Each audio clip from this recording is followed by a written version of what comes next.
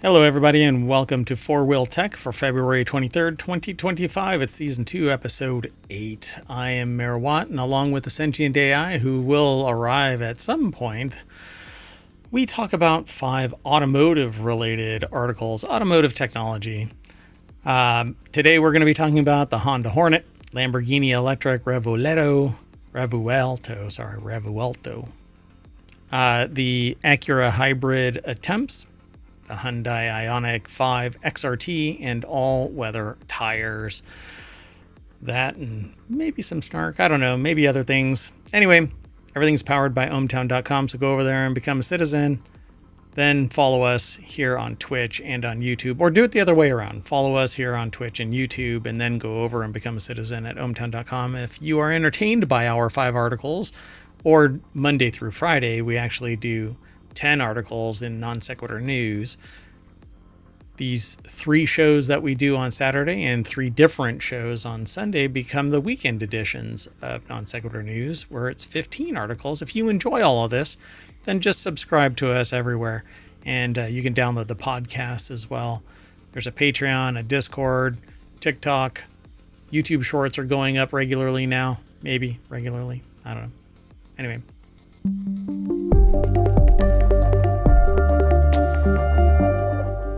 Hello, sentient AI from the future.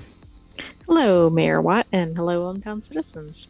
So we got all 5 of these articles all set up. I thought that these were pretty interesting. A lot of them are coming from Jalopnik, which is one of the sources that we aggregate from. And we only get a little snippet of it. So it kind of teases us into going over to the article. And I do the same thing with all of the viewers, listeners. If you are interested in this kind of stuff, be sure to subscribe, follow us. Everything okay over there?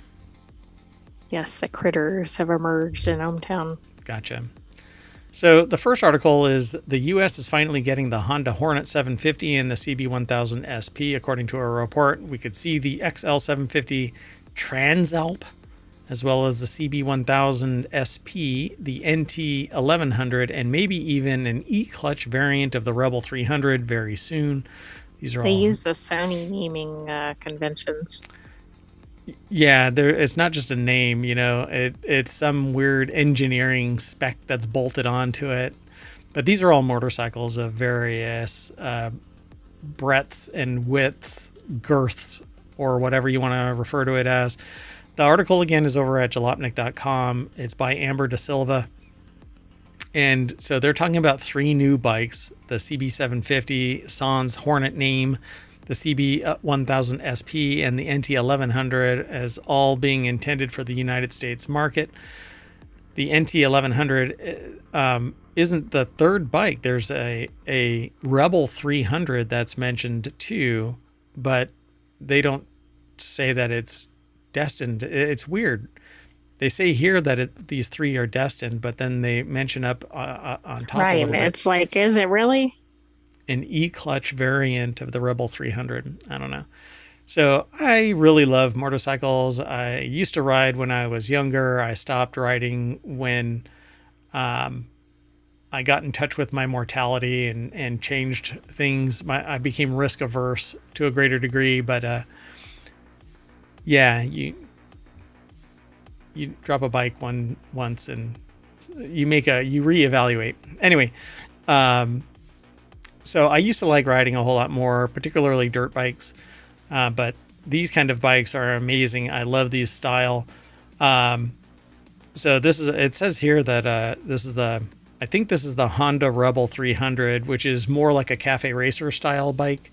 It's not a race bike, it's not one of these high speed, out of control. But it says here the VIN decoder that motorcycle.com spotted also had another oddity, a second variant of the Honda Rebel 300. If you want all of today's articles, by the way, you can hit ! And then FWT or FourWheelTech, FWT. And Omatron will throw out the article into the chat.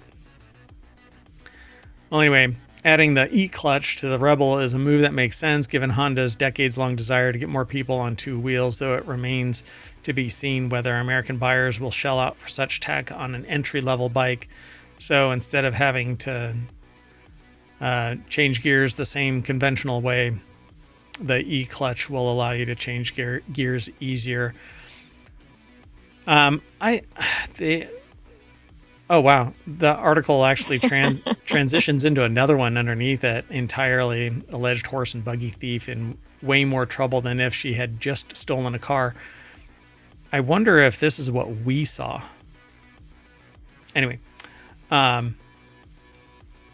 so we recently went to another location outside of ohmTown and saw a horse-drawn buggy. Anyway, that article has nothing to do with this article.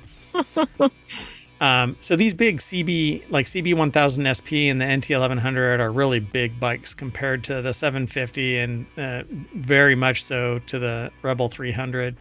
But if you're interested in learning how to ride a bike, don't go straight into these massive, super fast bikes. It's too much power and you need to ramp up to it. So start with the 300, get a considerable amount of time under your belt with the 300, this bike right there, and then migrate to the 750 and then migrate to the 1000 or 1100. I like the 300 the best for how the motorcycle looks. Yeah, I like that style of bike too. It's much more comfortable than anything else. These you're hunched over more and you feel everything right on your butt. Anyway, or your legs, one or the other, something's going to get tired. But anyway, and I don't want to drive like that. This person has nothing protecting them from if their knee hits that road at that angle. The cycle racing on the track. Yeah. Right. Yeah. Where their knees are basically on the ground. Yeah. And all I think about, I'm like, okay, hero, you're about to have to walk on one leg and a crutch because that's going to blow your knee out if you hit the ground. Anyway, I don't know. Maybe I'm just a wimp, right?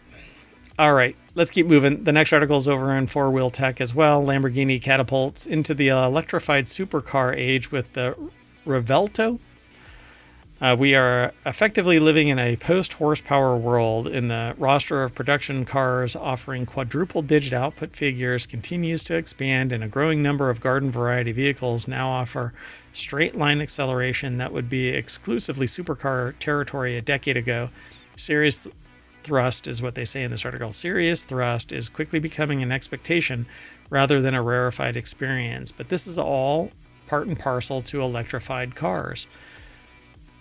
Internal combustion engines, ICE engines, need to spool up torque, and then you can hit the power and it takes off. But it's not 0 to 60 in 3 seconds unless it's some really light car with wide tires and a supercharged car, supercharged engine, and blah, blah, blah, all kinds of stuff. But with electric cars, all you do is hit a button and off you go because it's instant on. So this trend might seem like an existential dilemma for an automaker with a legacy built on face-melting performance, but Lamborghini has never really been the type to obsess over the numbers. Sure, the Aventador SVJ set a production car lap record at the Nürburgring when was it? I don't know. We'll get to it. Anyway, Bradley Iger over at ArsTechnica.com put the article together. And they say that the Lamborghini improves on the Aventador in every way with Revuelto PHEV. So it looks, I think, similar to the Aventador. Yeah, to me it does too. I'm sure that there's some aficionado that says, "Oh, you two are complete idiots." But yeah. This car is just, I don't know. At some point, you're laying down in it. It's like a skeleton, right? Like you're face first and just. Right. Yeah, the only way you're going to get into this is to recline, I think. Yeah, you got to. Like before you get into the car. You got to get in those little creepers at the auto shop and just slide into it. Exactly. It says that at almost 2 tons, the Revuelto is no lightweight despite extensive use of composites. offering 814 horsepower, 535 foot-pounds of torque on its own. The new power plant is both the lightest and most capable or powerful V12 that Lamborghini has ever produced. It's matched up with a trio of electric motors, 2 axial flux units powering the front wheels, and another radial flux unit in the rear that's mounted above the Revuelto's new 8-speed dual-clutch transmission, the latter of which is now positioned behind the V12 instead of in front of it. This results in a total system output of 1,001 horsepower at 795 foot-pounds. Let's see here. I don't know if this says anything else about track specs. They say better ergonomics once you learn the wheel. The cabin is also a huge step forward with the Aventador in terms of both its design and technology found within it. In terms of the former, Lamborghini has done away with the Aventador's busy array of knobs, buttons, switches on the center console for a much cleaner look, aided in part by an 8.4-inch touchscreen. Interesting, because that goes in the other direction. Then, although I guess that was at the lower price points where they're going away from infotainment systems. Yeah, and they're actually doing away with all of it. They're just merging it into your phone. You plug in your phone and it becomes the console, which I am a true believer in. The problem there is that different phones have different capabilities. But there's some real buttons, real mechanical stuff in here. Still, I don't know what that button is right there. Oh, that's just the engine start and stop. Funny. Pardon. Sorry about that, folks. So it says that it's much more drivable. Revuelto is a quantum leap ahead of the Aventador in terms of drivability, aided in large part by its thoroughly modern 8-speed dual clutch transmission, where the Aventador's automated single clutch gearbox was unrefined and clumsy at low speeds with pronounced gaps in power delivery as it swapped cogs. The Revuelto shifts are seamless and nearly instantaneous. So the metallurgy in this car must be spectacular, because if it can go from, 0 to 60 in 3 seconds, if not faster than that, I haven't been able to see that spec. It doesn't show that anywhere. Yeah, I don't think it has it in here. So it has 10 piston calipers in front. But for it to have an 8-speed transmission, this thing has to be, the metallurgy has to be pretty spectacular. Otherwise, you'd hit the gas and it would just shave off teeth. I just find it really amazing. So it says it's 4,200 pounds, 500 pounds more than the Aventador, but it seems nimbler, more eager to change direction, less prone to running wide if you're impatient with the throttle coming out of a slow corner. Yeah, they say 10 piston calipers up front. It's a $690,000 car. It says it's as tested with the gas guzzler tax and destination fee, $681,000. Oh, is that all? That's all. I'm kidding, of course. Oh, no, I'm not kidding. That's all. But it has the color that I like for a car nowadays. I really like a bold color or this matte gray. You just kind of blend in with the road and you don't get too much attention, but I think that you get a lot of attention in it. Well, yeah, I think if you're driving this car, you're going to get some attention regardless of the color. Yeah, people are going to be looking at you. Oh, look at the person with the $680,000 car. All right, let's keep going. This next car is over, or the next article is over in FourWheelTech as well. Acura's previous attempts at hybrids were an underpowered compact, an efficient luxury sedan, and an SUV that handled like a car.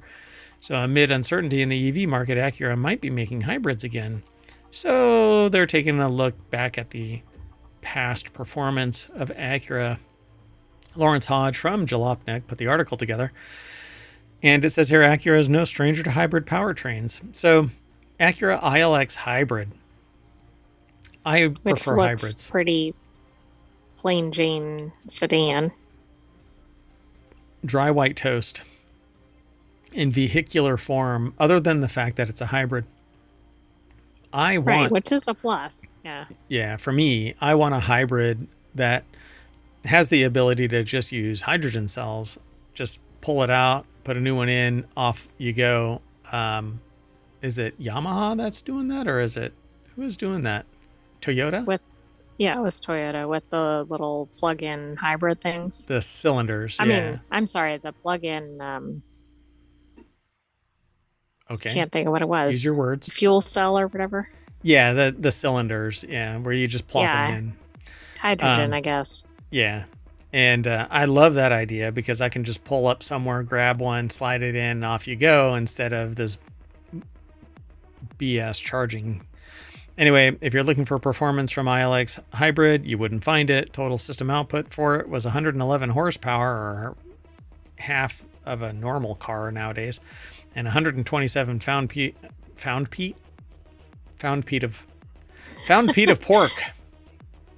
Pound feet of pound feet. Pound feet of torque. 127. I don't think that thing could go up I-5. It doesn't look like it could. Anyway, particularly some of the hilly areas. a carb weight of 3,000 pounds too. Dear God. Anyway, then they talk about the Acura RLX Sport Hybrid, which is a classier car than the previous one, but still a sedan. looks closer to a Cadillac front end, at least the grille. But it's an Acura, a 3.5 liter V6 for a total combined. It had 3 electric motors and a V6, which is the hybrid. So 377 horsepower, making it the most powerful sedan Acura had made at the time, and the second most powerful in the car lineup after the NSX, which is an internal combustion engine vehicle. But it had super handling all-wheel drive system and a 7-speed dual clutch transmission. So it would hit 60 in just 4.9 seconds and get nearly 30 miles per gallon on the highway. The downsides, $62,000. This is back in 2017. By 2020, those figures were even worse, as just 179 of these were sold by the second quarter or first quarter of 2020. Yikes. I can't imagine what was happening at that point with car sales. So you basically take the RLX and then you overburden it with an SUV body, and you end up with 27 miles combined range. This is ridiculous. A hybrid shouldn't be like that. You should be able to get much better gas mileage. Yeah, I agree. It doesn't seem like it's competitive with anything. Yeah. So this is back all the way again, 2017. So maybe Acura is going to pick up their game and reposition themselves as a hybrid. If they do it, we really need, I would give up trunk space for a fuel cell system where I can just slide a fuel cell, a hydrogen fuel cell in, and be done with it. But we need better gas mileage in this, or miles per gallon than 30. It's ridiculous. Unless that tank has the ability to give me 15 gallons worth of performance and I get 450 miles, I think it's ridiculous that you only get 30. It's goofy. 21st century, folks. We should be able to overcome these limits. And for the life of me, I don't think that they're limits based on physics. It's money driven. Anyway, there you go. An article by Lawrence Hodge over at jalopnik.com about Acura's previous attempts at hybrids that were underpowered, compact, an efficient luxury sedan, and an SUV that handled like a car, but had the same power plant as the luxury sedan. So it became a little bit more anemic. Want to keep going? I do. So the next article is over in FourWheelTech. This is the 2025 Hyundai Ioniq 5 XRT is a rallycross machine that's so fun you'll forgive its strange looks. I actually like the Ioniq, but there was something in our past episodes about the Ioniq kind of wetting the bed. Now I've forgotten because it's fallen off my radar. I don't remember what the issue was, yeah. Yeah, Hyundai didn't need to build the Ioniq 5 XRT, but it's so fun to drive, you'll be glad you did.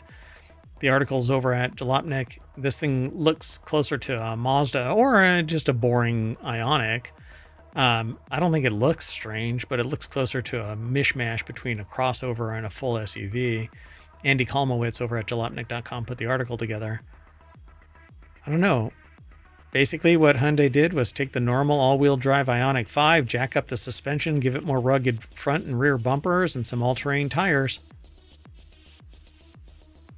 Yeah, I mean, it kind of looks like it's been piecemealed, right? Because of the different colors and everything, but I don't think Yeah, it looks that unusual.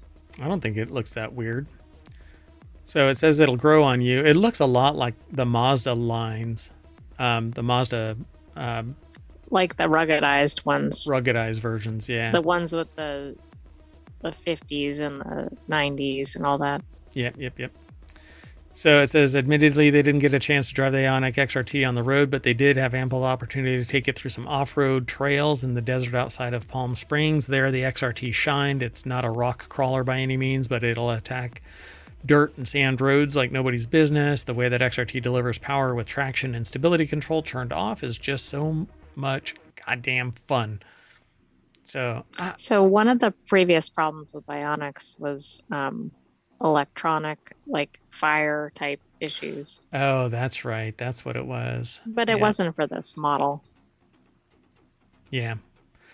So the Ioniq 5 is the one that I've been looking at as my next car. But again, I'm waiting to see what happens with the whole, well, basically the economy. I just don't know what's going to come of EVs, but I don't want pure EV. I want hybrid. I want the ability to lean on gas, to extend my range and always be imminently available. Whereas, and fast, I can fill up a tank in 5 minutes, and go and get gum and a drink. Not EVs. You got to camp out 2 hours. Right. Minimum. You better have a multi-course meal and you still won't be ready. Yep. So, and they're like, oh, well, it's cost savings. No, it's not. Not if you're sitting around. Opportunity cost, baby. Time is money, friend. Anyway, it's pretty good value, they say. $57,880, including destination. The Hyundai will charge you $56,875, including destination, for the all-wheel drive SEL and all-wheel drive limited. It says, for the privilege of driving a car with a face only a plastic mother could love, Hyundai will charge you $57,000. They say that might sound like a lot of money, but when you look at the XRT's closest competitor, the Ford Mustang Mach-E Rally, it's not too bad. That car starts at $58,000. I'm rounding up. So, which is interesting that those two are being compared, which further compounds the fact that the Mustang is not the Mustang. Ouch. Shade thrown all over the Mustang. Mach-E, by the way, I don't know of anybody that's like a Mustang true diehard that will lay claim to the Mach-E. But anyway, I found that really interesting. They say throw on some all-weather tires on this thing, and you're basically having a good time with this. And the reason why I said that is because I hadn't read this article, and our next article is over in FourWheelTech about how the best all-weather tires compare and which one is best. Okay. So YouTuber Tire Reviews put 7 different all-weather tires to the test in dry, wet, snowy, and icy conditions. And there you go. Colin Woodard over at jalopnik.com took what was discussed in that video and put it in a Jalopnik article. And we have that little snippet that leads us to the Jalopnik article that points us at the YouTube video. This sounds like a turducken. It is a turducken of news. So they said, if you live in areas where changing seasons and changing weather are a regular concern, you really can't go wrong with putting Cross Climate 2s on your vehicle. But while you can't go wrong with the Cross Climate 2, it's still the best all-weather tire that you can buy. To figure that out, their friend Jonathan Benson at Tire Reviews grabbed a set of Cross Climate 2s as well as all-weather tires from 6 other competitors, including Bridgestone, Goodyear, Nokian, and Toyo. I have never heard of Nokian. Then it was off to the test track to run each set of tires through not only snow and ice testing, but also on both wet and dry pavement. Benson also made sure to evaluate comfort levels and take value into account as well. So at the end of the day, there's some subjectivity there. But anyway, whatever comes of it, you can evaluate it based on various metrics. So they say, unfortunately for the Toyo Celsius 2, no matter how you play around with the weighting, it just isn't a great choice unless your only priority is getting an all-weather tire on your car for the lowest possible price. The Firestone Weather Grip came out slightly ahead of the Toyo, but it is arguably the better one to buy if you're looking for less expensive all-weather tires. Bridgestone Weather Peak, meanwhile, was supposed to be a true cross-climate 2 competitor, but didn't really live up to it. As for the Nokian Remedy, it proved to be the best snow performer and did great in hydroplaning tests, but its braking performance fell short. Pirelli Scorpion Weather Active and Goodyear Assurance Weather Ready 2, meanwhile, came out practically tied with the Pirelli offering the best comfort. So what was if you're looking for specifically all-weather performance, the Michelin Cross Climate 2 is still the tire to beat, is what they say at the end of this article. So put that on your notes and go and price out these all-weather tires. If you're going to go an all-weather drive, why not? I mean, some people live out in the snow. Yeah, I mean, if you live in a climate where this is constantly an issue, you'd want to do it. I don't think if you have one day of snow, you necessarily need to invest in really expensive tires. This is really interesting, though, because they came out of the gate with the Cross Climate 2s. It says isn't cheap, but in addition to offering outstanding performance in all sorts of inclement weather, they also likely last longer than a lot of less expensive tires. So those will be what I put on, I suppose, right? Yeah, I mean, maybe those are well known if you're in bad winter climate areas. Well, there you have it. So we're going to take out the rim that's inside this tire and climb inside and roll us down the hill that leads to the front page of FourWheelTech over at ohmtown.com. Go and check out ohmtown.com. And under Science and Education is FourWheelTech, because that's where I decided to put it. Now it's going to be a pain to relocate. Actually, that's not true. I can put it anywhere I want, but right now it's sitting under the menu Science and Education. Anyway, we're done. Kind of blew through the news again, but we did do it under 30 minutes. You ready to go? Sure. Good night, hometown citizens. Thanks for joining us for FourWheelTech. We'll have another episode of that next week, but it will be called FourWheelTech in that instance. It would be. And then tomorrow we'll have the regular Non Sequitur news. You got it. 10 articles running the gamut from one side of ohmTown to the other. Every night we walk down Main Street, look left and look right, and walk into the various shops that represent these 10 articles, whatever those 10 articles are going to be. So go check it all out. See you soon. Bye-bye.